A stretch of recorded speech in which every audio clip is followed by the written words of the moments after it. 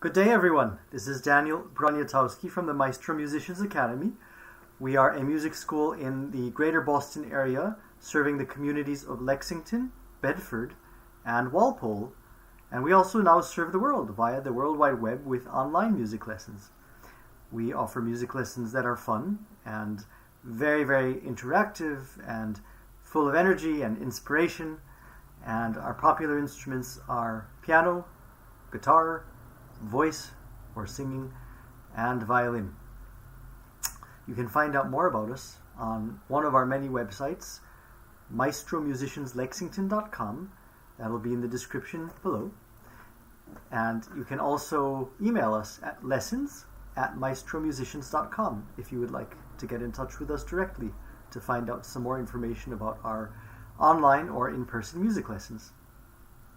Every month we do this video cast, and the goal is to be able to give parents and prospective students some idea about what we do and also some help in the musical journey of their children. We tend to focus a lot on practicing because it is a very important topic, and it's also something that many parents struggle with in terms of getting their kids to be engaged. So we believe very strongly that this is the key to keeping kids interested in the music lessons, and it also generally keeps things fun and meaningful for kids and families alike.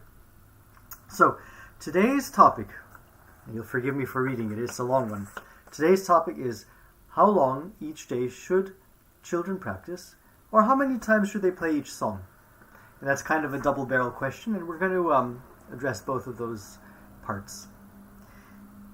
The first part regarding how long a child should practice really does tie into the second part regarding how many times should a child play a song. And I'm not going to give you a simple answer because it's not simple. The reality is that some of the answer depends on the age of the child and the stage of the child. So we're going to work our way up from beginner through advanced.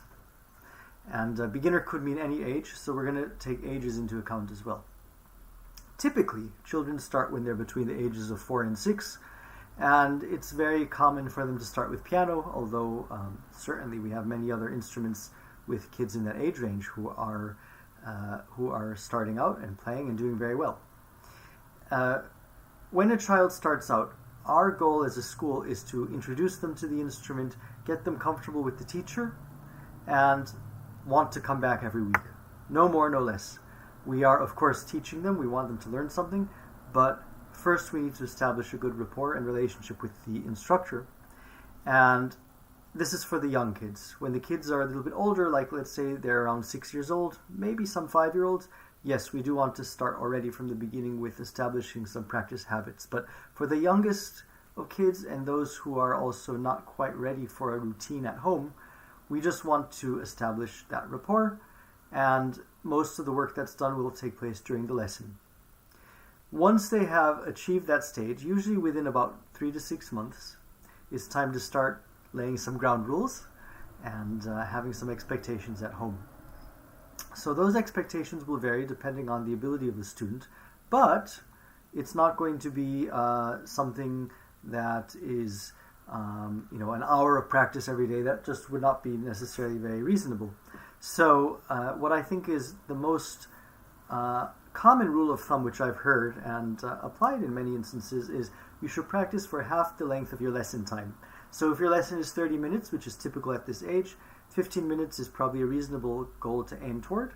But practicing itself is not the end goal. The end goal is quality practice. We want quality practice that allows us to use this very important organ, our brains, and quality is more important than quantity. So I always tell my students, if you are practicing just 5 minutes, excellent, really concentrating, controlled, slow practice, it's much better than playing your songs 20 times over the course of 15 minutes, really fast, flustered, without really engaging your mind and thinking about what you're doing. So this doesn't happen overnight. These skills are developed week after week in the lesson sessions. But that is the philosophy. Now let's talk about older kids. Older kids who are usually 10 and above are definitely ready for 45-minute lessons minimum. Some are an hour. Some kids are ready before the age of 10, but 10 is a good rule of thumb, we think. They can practice for half that amount of time. And then, of course, whether it's a 45 or 60-minute lesson, we also find that as the kids get more and more advanced, particularly when they're teens or even preteens in some cases, they are able to practice much longer because the reality is that there is more to work on. As a child becomes more advanced, technically speaking, and needs more help in terms of, help is the wrong word, needs more material in order to develop technically and also be able to play all kinds of complicated music. They have to be able to really focus at home and work on many different pieces, many different exercises, and the kids who are serious about really growing will be practicing probably at the age of 12 or 13 a minimum of 45 minutes to 1 hour per day. And then those who are on a pre-professional track might build up eventually to 3 hours per day. Believe it or not, that's 3 hours, and I always recommend 45-minute sessions with 15-minute breaks every hour. So those are the parameters in which we deal with and recommend. Of course, we recognize that every student has a different need, different desires in terms of what they want to accomplish, and we as a school do not push a given length of time of practice. What we are more concerned about, and concern I don't mean in the worried sense, I mean what we are more focused on, is the just idea that there is progress, whatever that means.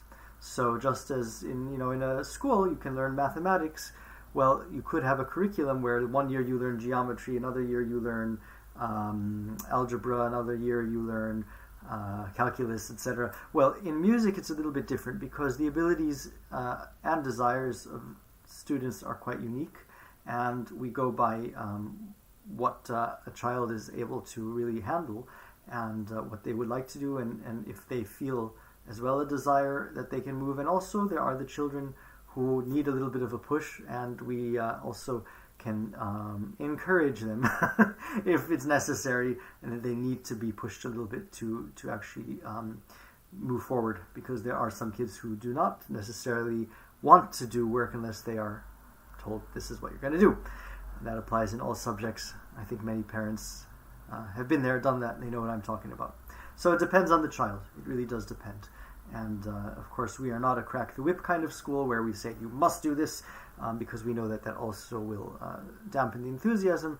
But on the other hand, if a child requires that we find some motivation, like whether it's telling their parents maybe it's a good idea to get a prize if a child practices a certain number of days for a month or something like that, we always work with parents to achieve that, and also make sure that our practice goals and practice desires as teachers are very crystal clear, so a student doesn't come back saying, I tried but I didn't know what to do. And that's always dangerous, because we want to make sure that we are able to provide crystal clear instructions so kids can build off of the lessons every week and create progress. So the only real last part of this question is, how many times should a child play each song?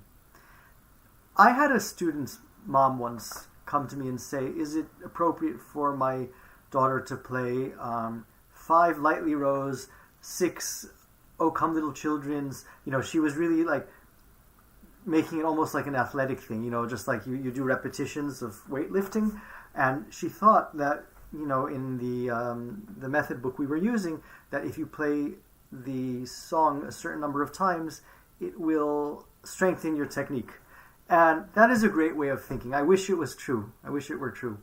It doesn't quite work that way in music. It's not like you just say, I'm playing this song this many times and, A plus B equals C, I get the result. Because actually what happens in music is that teachers are really looking to develop different techniques and postures and production of sound, scales, all kinds of things based on the piece they've chosen, but also based on what a child is capable of. And so just because I'm assigning Lightly Row, which is a popular song in violin, to one student and assigning it to another student, it doesn't mean we're going to be working on the same things, and it also doesn't mean that the child will be able to play the songs and find difficulties in the same places, or easy parts in the same places. So what is more important is not how many times you play the song, but actually it's how many times you play the hard parts that you've worked on in the lesson that are supposed to have been made easier by the teacher by teaching the new techniques.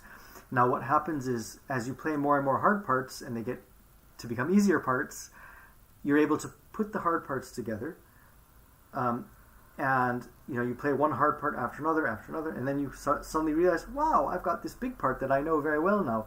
That's the way we teach hard parts. Now, of course, not everything is hard. I mean, in a piece you want to feel that a lot of it is under your control. So maybe a child will play a piece that 80% is easy for them, but of course, as teachers, we have to say, don't forget about the other 20%, because it's very easy to just kind of zoom by there and not play it, and just play the parts that are easy because, well, I sound awesome when I play the easy parts. So that's what a lot of kids tend to think, and maybe it's true. But so that's what we do with our philosophy. And building up a piece of music is really a lot like putting together pieces of a puzzle.